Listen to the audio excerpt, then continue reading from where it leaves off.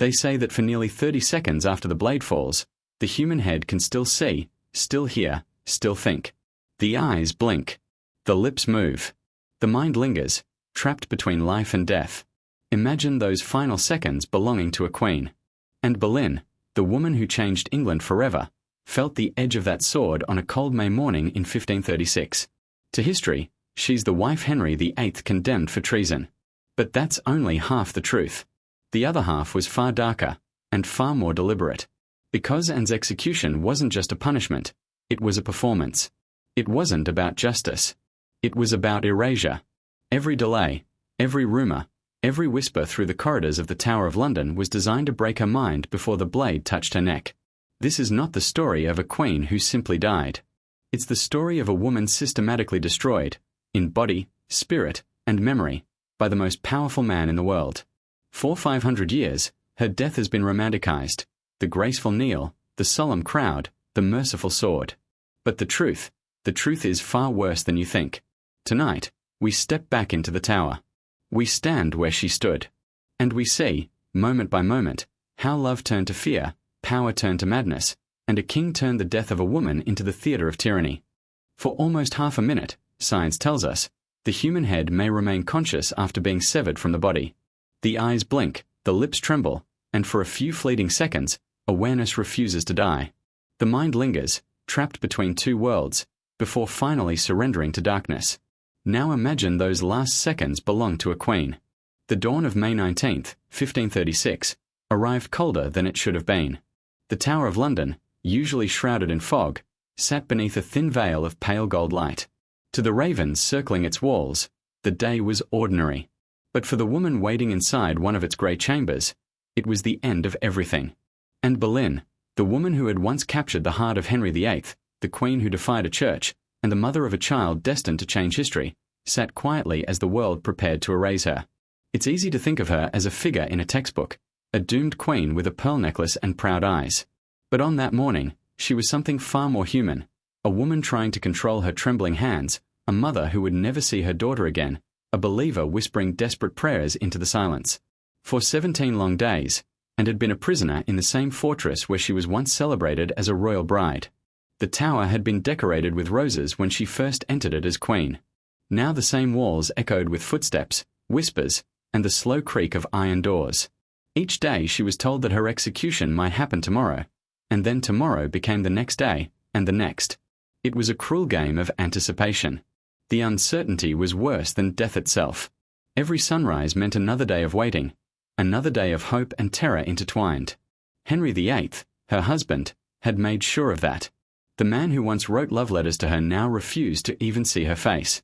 His orders were clear. She was to die, but not quickly.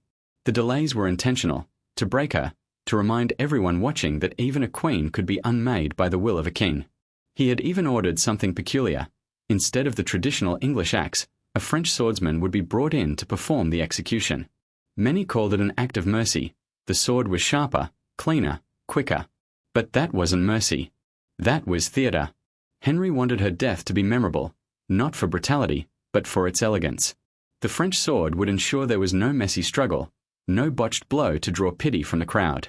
Everything had to be controlled. Even the way she died would serve the story Henry wanted the world to believe, that justice, not vengeance, had prevailed. And so, inside her tower cell, and waited. Witnesses later wrote that she laughed and joked with her attendants that morning, calling herself the Queen with the little neck.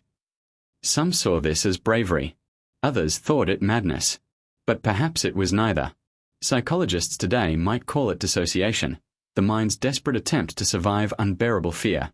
Behind those jokes was a woman unraveling slowly, caught between hope and despair. She still believed, deep down, that Henry might change his mind. That somehow, he would remember the love that once made him defy the entire Catholic Church. But Henry was already gone, not in body, but in soul. His heart had moved on to another woman, Jane Seymour. To the court, Anne's downfall had been painted as justice. She was accused of adultery, incest, and conspiring to kill the king, charges so grotesque they would have been laughable in any fair court. But this wasn't justice. It was propaganda. It was the 16th century version of a smear campaign, executed with quills and whispers instead of guns and cameras. And the people believed it. How could they not? The same mouth that once called and the jewel of England now called her a curse upon the throne. In those final hours, she was denied any comfort except prayer. At 2 a.m., she requested the sacrament, kneeling for hours on cold stone, whispering to God for mercy. She hadn't slept. Her eyes were swollen, her face pale but strangely serene. When her guards came at dawn, they found her kneeling still, hands clasped so tightly that her fingers had gone white. Outside, London was awake. The city hummed with anticipation. Rumours spread through taverns and marketplaces. The Queen would die today. Some came to the Tower out of curiosity, others to celebrate. For them, it was entertainment, a royal scandal turned into public spectacle. Inside her chamber, and was dressed in a gown of deep grey silk, with a simple white coif covering her hair. She refused jewellery.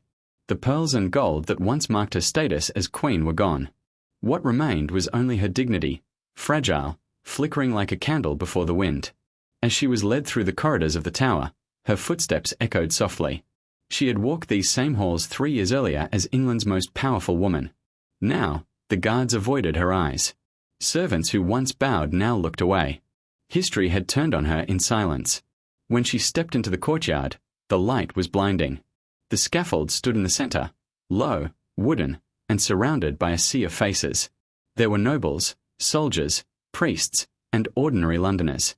Some looked curious, others hungry for spectacle, and paused. She took a slow breath. For a moment, she looked up, perhaps at the sky, perhaps beyond it. She didn't cry. She didn't plead. Instead, she smiled. A small, quiet smile. It was not defiance. It was acceptance, the kind that comes only when a person has been stripped of everything else. They say the human mind can withstand almost anything if it finds meaning in the pain. For Anne, that meaning was her daughter, Elizabeth. She couldn't save herself, but maybe, by dying with grace, she could protect her child from the same fate. The guards stood motionless. The French swordsmen waited. The crowd held its breath. Somewhere, far away, in Whitehall Palace, Henry VIII was likely pacing, waiting for a messenger. Not to mourn, but to confirm. He wanted proof that and was dead before moving forward with his wedding plans to Jane Seymour. And as the seconds passed, Anne Boleyn, once Queen of England, stood calmly at the edge of history, ready to step off. The world would remember her as a villain, a seductress, a traitor. But the truth was this: she was the first woman in English history to die for power she was never meant to have. And when the sword finally fell, it wasn't just a blade that cut through flesh, it was the end of illusion, the severing of a love story that had rewritten a nation. What no one knew then was that Anne's blood would give rise to the greatest monarch England would ever know. But before that redemption, before the legend of Elizabeth I, there was only silence, the kind of silence that follows when a king kills the woman who once made him believe he was more than mortal. That silence began here, in the Tower of London, at the moment between life and death. 3 years earlier, the same woman awaiting execution in the Tower of London had stood in Westminster Abbey crowned as Queen of England. Bells rang across the city that day. Streets were lined with banners bearing her initials, A and H, intertwined in gold, symbols of a love that had defied the Pope, broken the Catholic Church, and rewritten the fate of a kingdom. Henry VIII had risked everything for Anne Boleyn. He had divorced his first wife, Catherine of Aragon, against the will of Rome. He had severed England's centuries-old bond with the Vatican, creating his own church, the Church of England, just to marry her. And for a brief, glittering moment, it seemed the gamble had paid off. And was brilliant, witty, and bold, a woman who could challenge a king's ideas and win. She was unlike anyone Henry had ever met. Her French manners, her education, her refusal to be submissive, all of it captivated him. But the same qualities that had made her irresistible would soon make her dangerous. In a court built on obedience and flattery, Anne's intelligence was seen as arrogance, her confidence as insolence. The courtiers who had once praised her began to whisper. Henry's advisers, especially Thomas Cromwell, watched closely, waiting for the moment when the king's passion would cool and politics could take its revenge. And that moment came when Anne failed to give Henry what he wanted most, a son. Their daughter, Elizabeth, was healthy and bright, but she wasn't the heir Henry needed. When Anne suffered 2 miscarriages in quick succession, the king's frustration turned to fury. He began to see omens, to question God's will. Had he sinned by marrying her? Had the Pope's curse finally reached him? At the same time, Jane Seymour, a quiet, pale lady-in-waiting, caught his eye. She was the opposite of, and in every way, gentle, obedient, silent. Henry saw in her not love, but redemption. And from that moment, Anne's fall became inevitable. By early 1536, the court had turned against her. The charm that once made her the most powerful woman in England now made her a target. Every gesture, every word she spoke was twisted into something dangerous. When she laughed with a musician, it was called adultery. When she criticized the king's decisions, it became treason. Thomas Cromwell, once her ally, now saw her as an obstacle, and had meddled too deeply in politics, influencing Henry's foreign policy, arguing against Cromwell's control of church lands. She had, without realizing it, challenged the two most powerful men in England. Cromwell understood the king's moods better than anyone. He knew Henry would never publicly admit to another failed marriage. So, Cromwell gave him something better, a story. A story that would make, and not a mistake, but a monster. And thus, the accusations began. In April of 1536, rumours spread like wildfire through the court. Whispers of Anne's impropriety filled the corridors, claims that she had lovers among the courtiers, even her own brother, George Boleyn. These weren't casual lies. They were carefully constructed charges, each designed to humiliate her and destroy her legitimacy as queen. The machinery of destruction moved swiftly. The accused men were arrested first, interrogated under pressure, and forced to confess crimes that never happened. Letters were forged. Witnesses were bribed. And Anne, stripped of allies, was summoned to stand trial. It was not a fair trial, it was theatre. The verdict had been written before the evidence was even presented. When she was brought into the Great Hall at the Tower on May 15th, dressed in black and white, the crowd gasped. She stood tall, proud, her back straight. Not a queen begging for mercy, but a woman demanding truth. And when she spoke, her voice did not tremble. "I have been many things," she said, "but I have never been false." It didn't matter. The jury, made up of noblemen who owed their titles to the king, found her guilty. The sentence, death by burning, or at the king's mercy, by the sword. Henry chose the sword. Again, it was framed as kindness, a cleaner, quicker death. But to Anne, it was the final insult. Even her execution would be foreign, her end performed by a stranger brought across the channel. From that day forward, every hour became part of her torment. Henry delayed the execution repeatedly, each postponement announced without explanation. Some said he wanted to appear merciful. Others said he wanted her to suffer longer. But Anne knew the truth. The delays were to make her collapse, to turn her from a queen into a broken shell by the time she reached the scaffold. Each morning she would wake to the sound of footsteps outside her door, wondering if this would be the day. Each night she lay awake, whispering prayers, her mind racing through memories, her coronation, her laughter with Henry, her daughter's first cry. Her attendants tried to comfort her, but they were terrified too. One of them later wrote that Anne seemed merry, even joking at times, as if she didn't comprehend what awaited her. But that was the cruel beauty of Anne Boleyn. She never let them see her afraid. Outside the Tower, London was alive with gossip. The woman who had once been celebrated as England's most dazzling queen was now mocked as a witch. Pamphlets and tavern songs accused her of casting spells, of using dark charms to seduce the king. The same people who had cheered her wedding now cheered her downfall. And Henry. He was silent. He spoke of her only in cold, detached phrases, the late queen, the woman who deceived me. Behind closed doors, he was already planning his next marriage. When word reached and that Jane Seymour was living openly at Whitehall, attended by royal servants, she understood that her story was over. But she refused to give Henry what he wanted: tears, despair, or humiliation. Instead, she faced her fate with composure so unnatural it unsettled even her guards. One night, as the sun set behind the Tower, she whispered to her attendants, "I know the king's heart no longer loves me, and he shall have no more sons by me. But I tell you this, I will be remembered." And she was right. For beneath the mask of tragedy, Anne Boleyn's story was not just about betrayal, it was about transformation. She had been the spark that set fire to centuries of faith and power. The church, the crown, the nation itself had changed because of her. Now, she was about to pay the price. As dawn approached on May 19th, the ravens circled above the Tower, their cries echoing across the river. Inside, and Boleyn prepared to walk into eternity, not as a victim, but as a woman who dared to rewrite the rules of her world. Her crown was gone. Her name was cursed. But her spirit, quiet, defiant, unbroken, was something even Henry VIII could not destroy. Because in the centuries to come, the daughter he disowned would wear that same crown and restore the honor her mother had been denied. And that, though and could never know it, was the beginning of her true legacy. The Tower courtyard was never meant to be a place of justice. It was a stage. And on that May morning in 1536, the audience had already been chosen, the script already written, and the ending already decided. And Boleyn was not walking to her execution. She was walking into a play carefully directed by her enemies. Every detail of that day was designed for maximum spectacle: the low scaffold, the imported executioner, the waiting crowd. It was not simply about killing a queen. It was about erasing her. Even before the blade was drawn, the performance had begun. In the weeks leading up to her death, the royal court had become a propaganda machine. Henry's advisers leaked rumors to the public, that and had bewitched the king, that she had seduced half his court, that her black eyes and sharp tongue were signs of a cursed spirit. The same people who had once cheered her wedding now spat her name with contempt.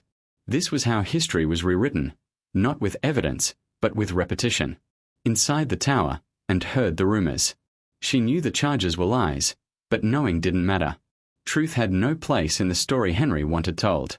What he needed was obedience, from his council, his church, his people. And the death of his queen would prove that even the highest woman in the land could fall to his command. Cromwell had made sure the illusion was perfect. He arranged for 5 men to die before her, including her own brother, George Boleyn. Their executions came first to establish her guilt. When and was led to the scaffold, the crowd already believed the worst. She wasn't facing a trial anymore. She was facing a verdict. And yet, she did not break. On the morning of May 19th, witnesses describe her as calm, unnervingly so. She rose early, prayed for hours, and then dressed with care. Her gown was of deep grey damask trimmed with ermine, her hair bound beneath a white coif. She refused all jewellery except a small crucifix, which she clutched tightly in her hands. When the constable of the Tower entered, she greeted him with a smile. "Good morning," she said softly. "You come to take me out of this world." Her attendants wept as they helped her prepare. One of them later recalled that and comforted them instead of the other way around, saying, "Do not weep, for I am happy to die for the law." Perhaps she meant it. Or perhaps, as some historians believe, she had simply accepted that the performance must be completed, and she would play her role to the end. Outside, the crowd waited. The Tower Green was smaller than most imagine, intimate, almost claustrophobic. The platform, barely 3 feet high, forced Anne to stand nearly at eye level with her spectators. The nobles stood closest. Behind them, common Londoners pressed against wooden barriers. Some came out of curiosity, others to gloat. When Anne appeared, a hush fell. She was smaller than they expected, frail from weeks of imprisonment, her skin pale as wax. But her eyes, those dark, intelligent eyes that had once captivated a king, still burned with quiet intensity. She climbed the scaffold alone. The French swordsman waited, his blade gleaming in the morning light. He had been brought from Calais at great expense, chosen for his precision. His presence was meant to suggest mercy. In truth, it was part of the show. Before kneeling, Anne turned to address the crowd. By tradition, condemned prisoners were allowed a final speech, a chance to confess, to forgive, to praise the king. Every word she spoke would be recorded and repeated across England. She knew that what she said next would define her forever. "Good Christian people," she began, her voice steady. "I am come hither to die according to the law, and by the law I am judged to die. I pray God save the king and send him long to reign over you." It was the perfect statement, submissive on the surface, but led with quiet defiance. By acknowledging the law, not guilt, and refused to validate the false charges against her. And by praying for the king, she stripped him of the satisfaction of seeing her curse him. Many in the crowd believed she had lost her mind. Others saw in her words a dangerous courage. Whatever they thought, no one could deny that she spoke with the calm authority of a queen. Then came the silence. The priest stepped forward, offering her the final blessing. She removed her cloak, knelt upright in the French manner, and arranged her skirts so that nothing would seem immodest in death. One of her ladies tied a blindfold across her eyes. The swordsman approached from behind. He whispered something softly, a trick to distract her, then signaled to his assistant to fetch the sword. As she turned her head slightly toward the sound, the blade flashed. A single, swift stroke. And then, stillness.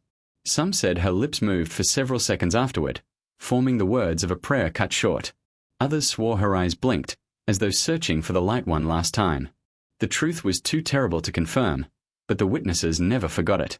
Anne Boleyn's body collapsed forward, her head rolling gently across the wooden platform. There was no cry, no gasp, only the collective exhale of a crowd that had just witnessed the unmaking of a queen. Her attendants rushed forward, their sobs echoing through the courtyard. There was no coffin prepared. They found an old elm chest, one that once held arrows, and placed her remains inside. They wrapped her in linen, placed her head beside her body, and carried her to the chapel of St. Peter ad Vincula, where she was buried without ceremony, without marker, without name. The executioner lifted her head by the hair before the crowd, as custom demanded, and cried out, "God save the king." The cheers that followed were not joy, they were obedience. Far away, in Whitehall Palace, Henry VIII received the news with relief. At that very moment, he was preparing to ride out to Jane Seymour's residence. That night, he would dine with her. Within 11 days, they would be married. The cycle was complete. The woman who had changed the course of English religion, who had stood beside him as his equal, was gone, reduced to a rumor, a warning, a ghost. Yet even as her body was laid to rest, something remarkable happened. Those who had witnessed her composure couldn't forget it. Even her enemies admitted she had died with a courage few men could match. The performance had gone exactly as planned, except for one thing, and had refused to give them the ending they wanted. She had not screamed. She had not begged. She had not cursed the king. She had died as she had lived, unyielding, intelligent, and utterly her own. The theatre of destruction had ended, but the story of Anne Boleyn had only just begun.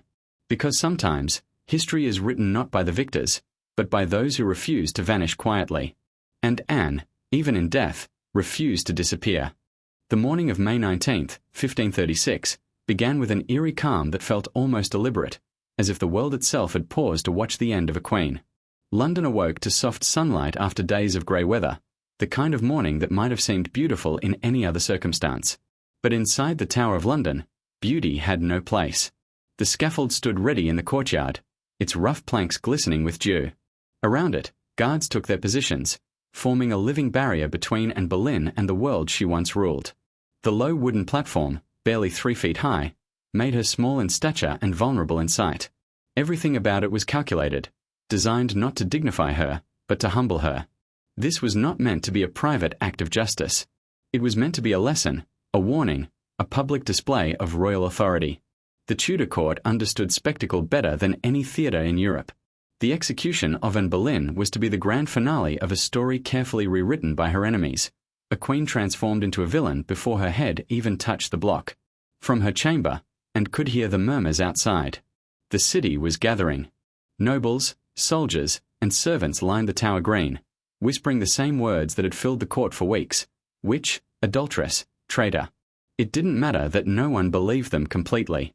It only mattered that everyone repeated them. Henry VIII had crafted a world where repetition became truth. When the constable came for her, and was ready. She had been waiting for this moment through 17 sleepless nights, each delay a slow form of torture. Her calmness startled even her guards. She thanked them politely, smiled faintly, and said, "I pray you, do not hasten me. My body is prepared, but my soul is not yet ready." It was a final act of control, to choose the rhythm of her own ending. She was led down the corridor she once walked as queen, the same hall where courtiers had once bowed, where she had laughed beside Henry and planned the future of England. Now the walls were silent. The same servants who once rushed to open doors for her now stepped back to avoid her shadow. As Anne stepped into the light of the courtyard, a gust of wind caught the hem of her gown. She lifted her head and looked around, not with arrogance, but with an eerie serenity. The crowd fell quiet. The silence was heavy. Even the birds seemed to hold their breath. She climbed the few steps to the scaffold and turned to face the people. Witnesses said she moved like someone in a trance, graceful, detached, unafraid. Perhaps she had finally accepted that her death would speak louder than her life. Before kneeling, and was allowed to speak. It was not mercy. It was part of the ritual. Every condemned noble was expected to address the crowd, to show obedience even in death. But in that single moment, Anne found a way to turn her submission into subtle rebellion. "Good people," she began, her voice clear and composed, "I am come hither to die according to the law. I do not accuse any man, nor do I say aught against the law, for it is the law by which I am condemned." The crowd shifted uneasily. Her tone was neither bitter nor pleading, it was strangely calm, almost holy. She continued, "I pray God save the king, and send him long to reign over you, for a gentler nor more merciful prince was there never." The irony was sharp, but she hid it beneath grace. To call Henry merciful was both obedience and indictment. She said exactly what he wanted to hear, but in doing so, she reminded everyone listening of the cruelty behind those words. It was brilliance disguised as humility. Then, as the priest stepped forward, she whispered one last prayer. "To Jesus Christ I commend my soul. Lord, have mercy on me." Her ladies wept openly now. They helped her remove her cloak and jewelry, folding them neatly on the platform, and asked one of them to tie the blindfold over her eyes, saying softly, "Do not weep. This is but for a moment. I shall soon be with my Maker." The swordsman stood a few paces away, watching in silence. He was a professional, one of France's finest, hired for this moment at great cost. He had arrived 2 days earlier and had spent the time studying the space, practicing his swing. There was no room for error. The king demanded perfection, and knelt upright, in the French manner, with her hands folded before her. The wind brushed against her coif. Somewhere behind the crowd, a baby began to cry, then fell silent. The swordsman signaled to his assistant to fetch his weapon. To distract Anne, he called to one of his men, a rehearsed trick. As she turned her head slightly toward the sound, the sword flashed in the sunlight. A single, fluid motion. No scream. No struggle. The blade severed her neck cleanly. For a heartbeat, the world was utterly still. Then a few gasps, a faint cry, the sound of linen rustling as her attendants rushed forward. One of them later wrote that Anne's lips moved for a few seconds after her head fell, as if she were finishing a prayer. Another said her eyes blinked twice. Whether it was true or not, those details lingered in the minds of everyone present. Her ladies wrapped her body and head in linen, sobbing quietly. There was no coffin, no ceremony, no farewell. They placed her remains in a small elm chest, one that had once held arrows, and carried it to the nearby chapel of St. Peter ad Vincula. There, beneath the stone floor, they buried her without a name. When the executioner lifted her head for the crowd, shouting, "God save the king," a ripple of forced cheers answered him. But there was no triumph in the air, only unease. Henry's command had been fulfilled. The performance was over. The audience, silent and shaken, dispersed into the streets of London. In Whitehall Palace, Henry VIII received the message with satisfaction. He did not mourn. He did not hesitate. That same afternoon, he rode out to visit Jane Seymour. By nightfall, the future queen wore the jewels and had once owned. Within 2 weeks, she would be his wife. For Anne, there were no bells, no funeral procession, no final tribute. Her name was struck from court records. Her portraits were removed. Her insignia, the falcon crowned in gold, was carved out of palace walls. It was as if she had never existed. But erasure, like death, is never complete. The more Henry tried to silence her, the more her story clung to the walls of the tower. Whispers of her grace, her composure, her haunting smile on the scaffold, they survived. Servants spoke of her courage, women admired her defiance, poets wrote of her tragedy. And across the river, in a quiet nursery, her daughter, a small, red-haired girl named Elizabeth, stirred in her crib. She would grow up an orphan, stripped of her title, her mother branded a traitor. Yet one day, that same child would wear the crown that Henry had tried to deny her bloodline. And when she did, the world would remember the woman who died with dignity on a wooden scaffold, the Queen England tried, but failed, to erase. The marriage of King Carlos II had been intended as a renewal of hope, a divine promise that the Habsburg line would live on. But as months turned to years, that hope began to fade like candle smoke in a forgotten chapel. The royal palace of Madrid filled with perfumes, prayers, and potions. Yet none could mask the truth that the kingdom's future had fallen into silence. Each morning, the king's physicians gathered in the marble corridors outside his chambers, exchanging theories in hushed Latin. Melancholia of the humours, one said. Weakness of spirit, said another. The older men crossed themselves, unwilling to say the forbidden words, sterilitas hereditas, hereditary barrenness. They had seen the same symptoms before in other branches of the family, but never so complete, so final. Carlos, too, the most powerful man in Spain by title, spent his days like a patient, not a monarch. He was carried to councils rather than walking, his speech thick and slow, his thoughts drifting like fog. On good days, he smiled and tried to read. On bad days, he stared at his reflection as if hoping to find an answer in the mirror. "Perhaps I am bewitched," he once whispered to his confessor. "There must be some curse that binds my body." The confessor hesitated, then told him softly, "Not witchcraft, majesty, inheritance." But superstition was easier to believe than science. Soon the royal court became a theatre of remedies. From Naples arrived an alchemist who claimed he could restore virility through the essence of powdered emerald and bat's blood. From Florence came a physician carrying glass vials of quicksilver and exotic spices. From Flanders, a Jesuit with a reliquary of saints' bones swore that a single prayer before them would open the womb of destiny. Each man was paid handsomely. Each failed. The rituals grew stranger. Carlos bathed in bull's blood to invigorate his royal seed. He drank potions of crushed pearls mixed with honey and ground deer antlers. He wore amulets under his robes, silver medallions engraved with Latin charms, tiny bones sewn into silk. The palace smelled of incense and vinegar, of herbs and burning oils. In the kitchens, servants whispered that their king was turning into a living experiment. One night, the court ordered an exorcism. It took place in secret, deep inside the royal chapel, lit only by torches. Monks in black robes circled the kneeling king, chanting psalms as the priest sprinkled holy water over him. "Evil spirits, leave the body of His Majesty," the priest cried. Carlos trembled, his face pale as wax, but said nothing. When the ritual ended, he was carried back to his bed, exhausted.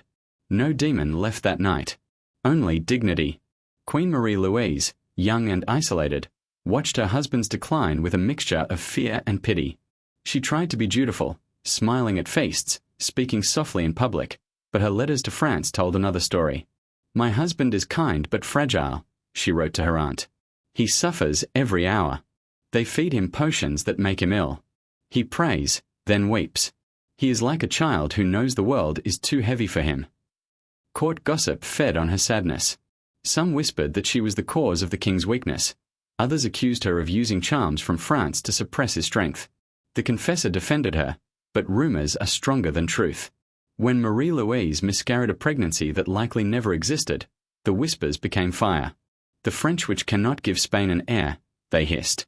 The physicians replaced their tonics with alchemy. Dr. Juan Bautista Juanini, one of the few men who still dared to reason, wrote in his notes, "The king's ailment is structural, not spiritual. His blood is trapped in the pattern of his lineage. Each cousin's marriage has folded the same weakness upon itself." But when he tried to present his findings to the Queen Mother, she waved him away. "Our family is blessed by God," she said. "We do not speak of curses." By the mid-1680s, Carlos's health had worsened. His body swelled and trembled, his skin turned pale and blotched. He lost his teeth early, his hair fell out, his hearing dimmed. The court began to move around him carefully, as if the very air might shatter him. Even the servants spoke in whispers. The king's confessor continued to urge prayer.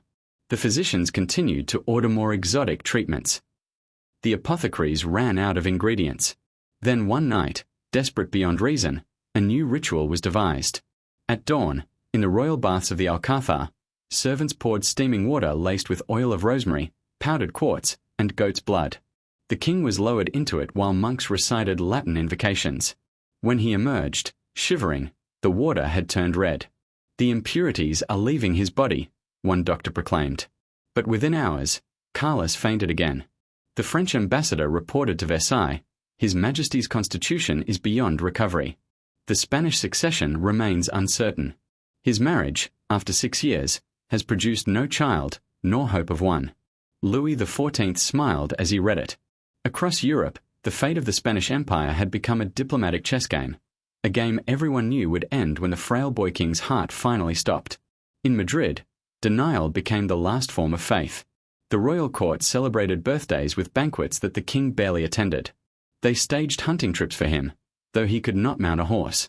When he appeared at the balcony, the The people cheered, believing their monarch's silence was majesty, not weakness. But behind the closed doors of her chamber, Queen Marie-Louise prayed for escape. Her youth had withered in isolation. At 26, she looked twice her age. One winter morning in 1689, she collapsed after a meal. The court announced that her appendix had ruptured. Some said poison. Others whispered she had died of despair. Carlos did not speak for 3 days. When he finally emerged, he ordered black banners hung across Madrid. "She was my heart," he murmured, "and now I am only the crown." Months later, he married again, this time to Mariana of Neuburg, a German princess famed for her fertile lineage. Her mother had borne 23 children. The union gave the court something to cling to, but hope had long turned to ritual. In the gardens of El Buen Retiro, the royal botanist José Cura y Martínez tended his plants and wrote in his notebook, "When the same roots are crossed too often, the branches grow weaker. Nature demands difference." He did not know that his observation was truer for kings than for trees. The new queen prayed, the doctors persisted, and Carlos too waited, not for life, but for forgiveness. Sometimes he gazed at the portraits of his ancestors and whispered, "Did you know what you were doing?" There was no answer. By the late 1690s, Madrid had turned into a city of rumors. Some claimed witches had cursed the king. Others believed God himself was punishing Spain. But the truth was simpler, crueler, and older than superstition. Generations of pride had defied the laws of nature, and now nature was collecting its debt.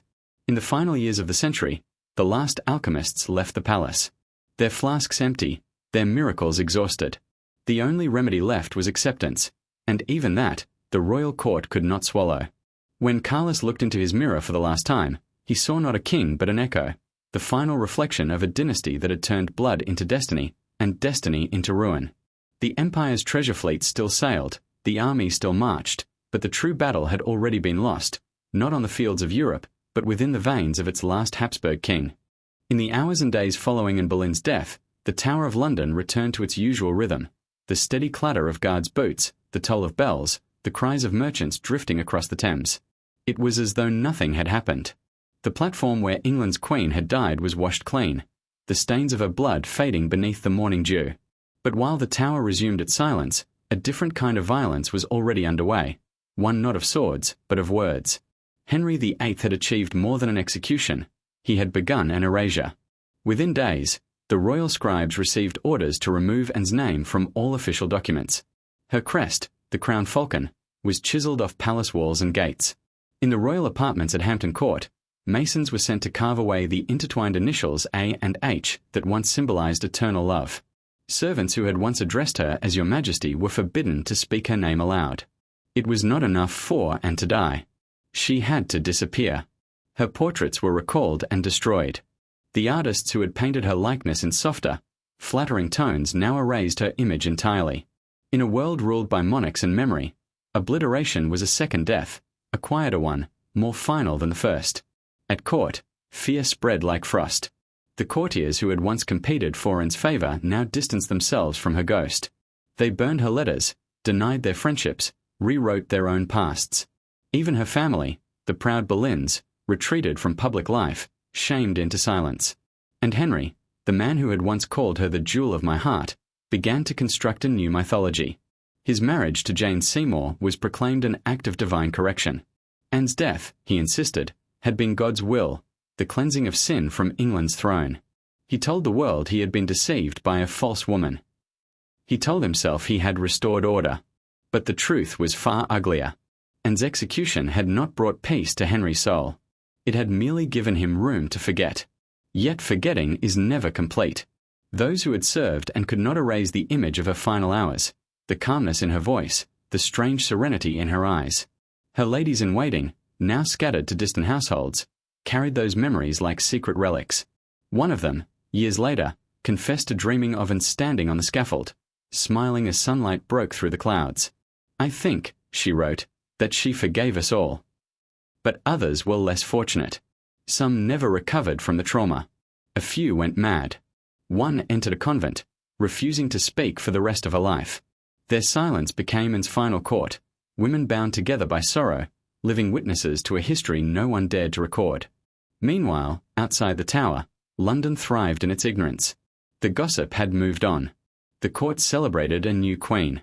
Songs were written praising Jane Seymour's gentle virtues, contrasting her calm obedience with Anne's restless ambition.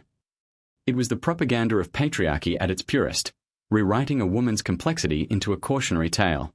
In taverns and markets, people whispered that Anne had cursed Henry before dying, that her spirit would haunt him, that the king's next wife would meet the same fate. Some called it superstition. Others called it justice. And perhaps, in a strange way, both were true. Henry's reign continued, but the cracks beneath his crown widened. His next queens would come and go like ghosts. Jane would die in childbirth, and of Cleves would be discarded. Catherine Howard, and Boleyn's own cousin, would face the same scaffold. It was as if the blood spilled that morning had stained the monarchy itself. But for now, in the spring of 1536, the world seemed convinced that Anne Boleyn was gone, buried, forgotten, and condemned. Only one person remained as a living reminder of her existence, a small, red-haired child named Elizabeth. She was barely 3 years old when her mother was executed. She would never remember her voice or her touch, but in her veins ran the same defiance, the same fire that had once captivated a king.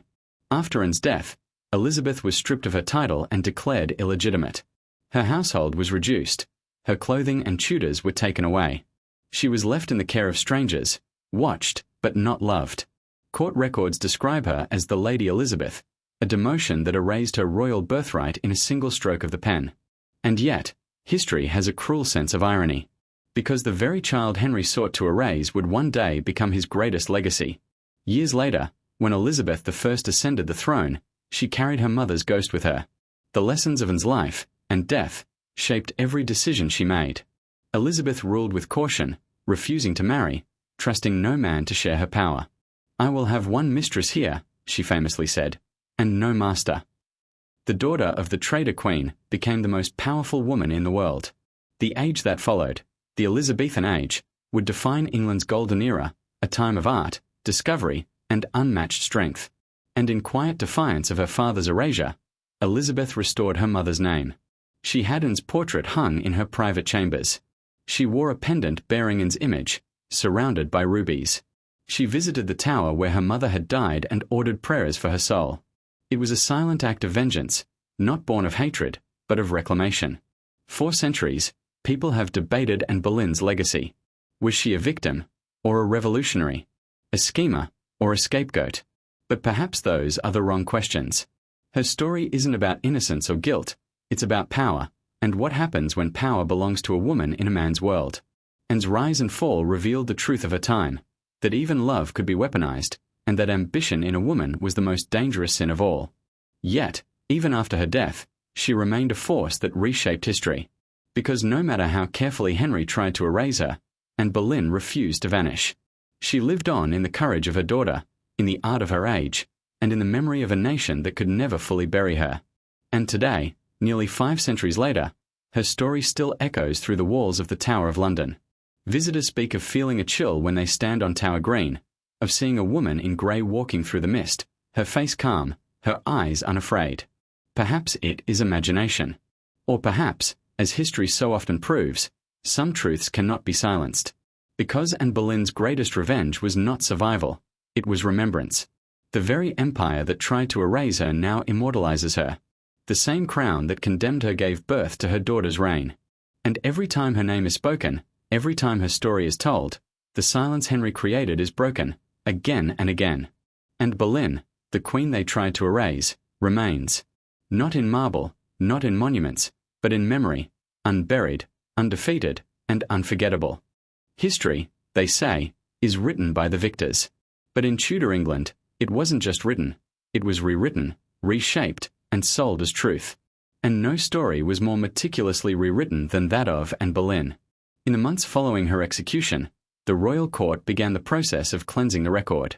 It wasn't enough to kill her. Henry VIII needed to transform her into something the people could hate, a necessary villain in a play he had already finished performing. Letters were rewritten. Sermons were preached. Official proclamations described Anne as a woman of great deceit and vice. Chroniclers under royal patronage painted her as an ambitious temptress who bewitched the king, fractured the church, and brought England to ruin. And yet, behind the ink and the lies, the real and still flickered like a candle refusing to go out. Those who had truly known her, those who had seen her wit and her strength, whispered a different story. They spoke of her kindness to her servants, her deep intelligence, her unwavering faith. But these truths were dangerous. In Henry's England, to remember Anne Boleyn as good was to question the king himself. And questioning the king was treason. So, England forgot. Or at least, it pretended to. Henry's propaganda machine turned Anne's death into a fable of mercy. The French swordsman, they said, was proof of the king's compassion, a swift and painless end. The brutal reality of her final days, the isolation, the psychological torment, the false confessions, was swept away and replaced with a sanitized narrative. Henry himself reinforced this version. He told the court that he had forgiven her before she died, that he had acted as a reluctant king, forced by duty to uphold the law. In public, he played the grieving husband. In private, he celebrated his freedom. 11 days after Anne's death, he married Jane Seymour. The speed of it scandalized Europe, but Henry saw no reason for shame. He had erased his past, and with it, his guilt. But the more he tried to bury her, the more her shadow followed him. Because deep down, every man who kills the truth must live with its ghost. Those who worked in the tower swore they sometimes heard footsteps in the night, light, measured, almost regal. Others said that in the early dawn, a woman in grey could be seen walking along the chapel floor, her hands clasped in prayer. The guards laughed at the tales, but they still avoided the place after dark. Perhaps it was superstition. Perhaps it was conscience. The rewriting of Anne's story didn't stop at superstition. It spread through every corner of Tudor politics. The same men who had accused her of adultery now used her death as justification for the new religious order. The king's conscience, they said, is now clean. The realm is purified. Cromwell, who had orchestrated her downfall, rose even higher in power, for a time. He was praised as the instrument of divine justice. But fate, as always, has a way of reclaiming balance. Just 4 years later, Cromwell himself would kneel on the same scaffold, condemned by the same king he had once served. History has a cruel sense of symmetry. As for Henry, he grew heavier, lonelier, and more paranoid. The joy he once found in love turned to suspicion. He executed more wives, more ministers, more friends, as if trying to silence the echoes of his own decisions. And though he lived another decade, his legacy was no longer one of passion, but of fear. And yet, in that darkness, Anne's name refused to vanish completely. Scholars abroad, in France and the Low Countries, began to question the English version of events. Some had met her in her youth, when she served at the French court. They remembered her elegance, her intellect, her charm. The English king, one ambassador wrote, has slain the only woman who ever truly matched his mind. These foreign accounts, smuggled back into England years later, became the first cracks in the false narrative. But the true restoration of Anne's image wouldn't come until decades later, through the daughter she never saw grow up. When Elizabeth I ascended the throne in 1558, the circle finally began to close. The child once declared illegitimate now ruled the very nation that had condemned her mother. And she did so with the same composure, intellect, and silent defiance that had defined Anne herself. Elizabeth never publicly spoke of her mother's death, but her actions were louder than words. She ordered that her mother's personal emblem, the crown falcon, be restored. In her private chambers, she kept a small gold ring with Anne's portrait hidden inside. To those who paid attention, these choices were clear. Elizabeth was rewriting the story her father had falsified. Where Henry had erased, she remembered. Where he had silenced, she spoke, not with words, but with reign. Under Elizabeth's rule, England entered an age of light, a rebirth of art, science, and identity. The Elizabethan age was the empire's golden chapter, and at its heart was the legacy of the woman who had died trying to bring it into being. It was as if Anne Boleyn's voice, silenced on the scaffold, found new breath in her daughter's rule. But even then, centuries later, history's truth remained tangled. Many historians continued to paint Anne as dangerous, a woman too bold for her time, too clever for her own good. They called her manipulative, ambitious, even wicked. Perhaps she was all those things. But so were the men who wrote her downfall, and history rarely punished them for it. The difference was that Anne Boleyn dared to be those things as a woman. That was her real crime. And that was why she had to die. But that same defiance, that refusal to bow completely, is what made her immortal. 500 years later, her name still fills books, museums, and minds. Tourists flocked to the Tower of London not to honor the king who ruled there, but to stand where she fell. Painters, filmmakers, and writers resurrect her endlessly, each time reimagined, each time reborn. And through it all, one truth remains constant. Henry built a kingdom, but built a legend. The rewriting of her story continues, but this time, it's no longer in the hands of kings. It belongs to us. To every voice that dares to ask who she really was. To every storyteller who refuses to let her vanish. Because history, once stolen, can be reclaimed. And the story of Anne Boleyn, rewritten by power, buried by lies, and resurrected by time, stands today not as a tale of failure, but of endurance. For though the sword took her body, it could never touch her legacy. And the truth, once broken, has found its way back through centuries of silence. And Boleyn, the queen they tried to erase, now lives in the only place no king can reach, in the memory of the world. Time moved on, but Anne Boleyn never truly left the stage. Her execution had been intended as a final act, the erasure of a woman too bold for her age, too dangerous for a king's pride. Yet, in the centuries that followed, that single morning at the Tower of London refused to fade into the fog of history. Instead, it transformed, first into a lesson, then into a legend, and finally into something close to myth. Henry VIII had believed that power could dictate memory. For a time, it seemed he was right. The official records praised his justice, the preachers thanked God for cleansing the throne, and the courtiers pretended she had never existed. But power, no matter how absolute, is temporary, while memory, once kindled, can outlast empires.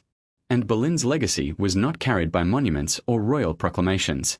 It survived through whispers, through stories told in candlelit rooms, through paintings smuggled away by loyal hands. Her death had made her untouchable, and in that untouchability, she became eternal. For more than 200 years, her ghost wandered the collective imagination of England. Writers describe her walking the halls of the Tower, her head held high, her gown gliding silently over cold stone floors. Servants swore they had seen her shadow near the chapel of St. Peter ad Vincula, the same place where her body had been buried without name or prayer. Some claim she appeared on the anniversary of her death, carrying her severed head, her eyes open, as if still searching for justice. But beyond the haunting legends, something deeper was taking root. By the 18th century, as England began to question the divine right of kings, and story found new meaning. Historians and philosophers started to see her not as a witch or traitor, but as a symbol, the woman destroyed by a tyrant's fear. Plays and books portrayed her as a victim of a corrupt system, the embodiment of conscience against absolute power. And with every retelling, Anne began to live again. She became more than the doomed queen. She became the mirror in which each generation saw its own struggle, the voice of defiance that power could not silence. By the 19th century, during the rise of Romanticism, Anne was reborn once more, this time as a tragic heroine. Painters and poets portrayed her not as a victim of politics but as a martyr of love. Her image softened, the cunning courtier turned into a misunderstood woman, caught between passion and fate. Portraits once burned were now repainted, her sharp eyes rendered tender, her smile melancholy. The public that had once condemned her now wept for her. But perhaps her greatest vindication came not from art, but from history itself, through the one thing Henry VIII could never control, lineage. Anne's daughter, Elizabeth, had reigned for 45 years, longer than any Tudor monarch before or after her. Under her rule, England experienced its golden age, Shakespeare's plays, Drake's voyages, the defeat of the Spanish Armada. The empire Henry had tried to build through blood, Elizabeth built through intellect, diplomacy, and will. And though Elizabeth never publicly spoke of her mother, her every action seemed like a quiet restoration of Anne's honour. She ruled with the same elegance of mind and sharpness of heart. Where her father had broken the world to serve his desire, Elizabeth rebuilt it through reason and restraint. In Elizabeth's court, portraits of her mother began to reappear. Hidden family crests resurfaced. The falcon, Anne's emblem, adorned tapestries and jewellery once more. The woman who had been buried without name was, at last, remembered by the daughter who turned shame into strength. And yet, Anne's story did not end even there.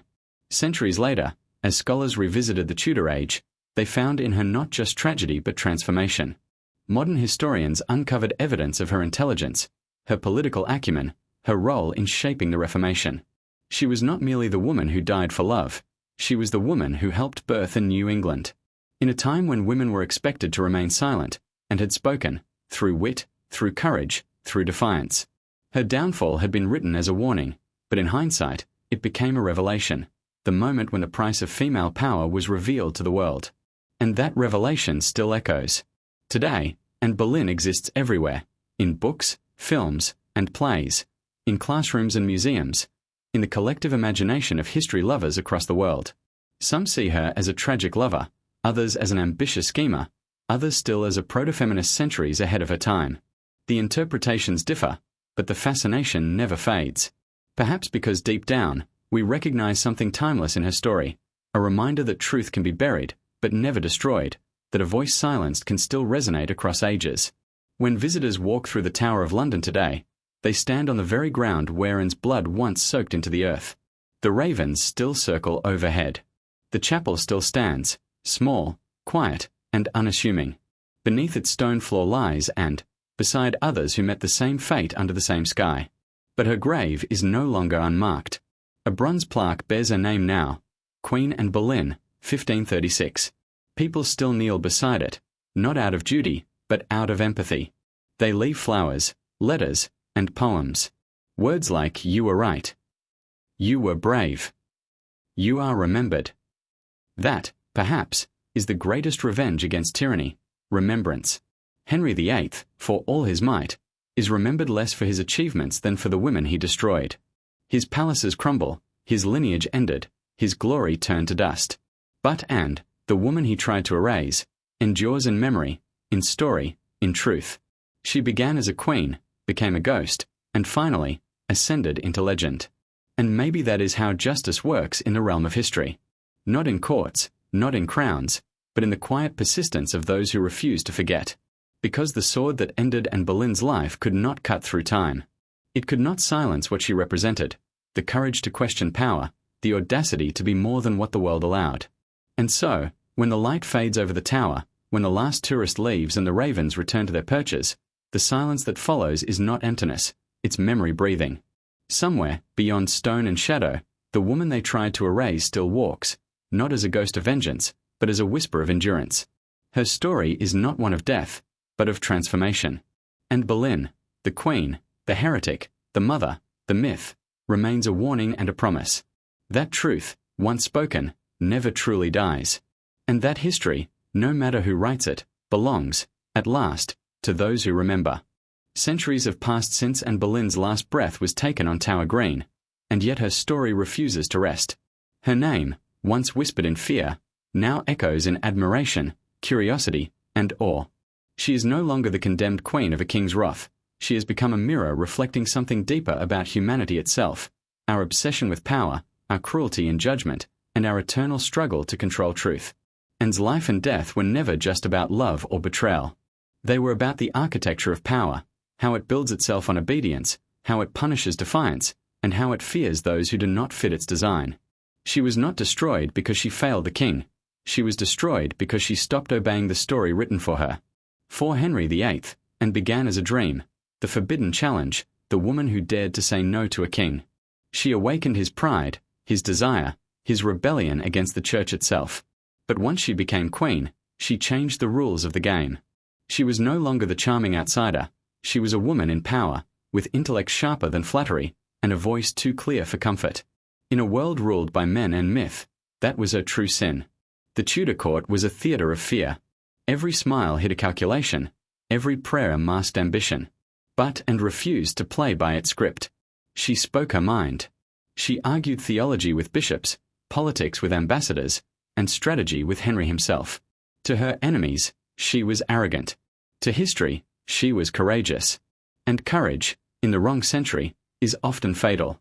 When her downfall came, it came not as a storm, but as a performance.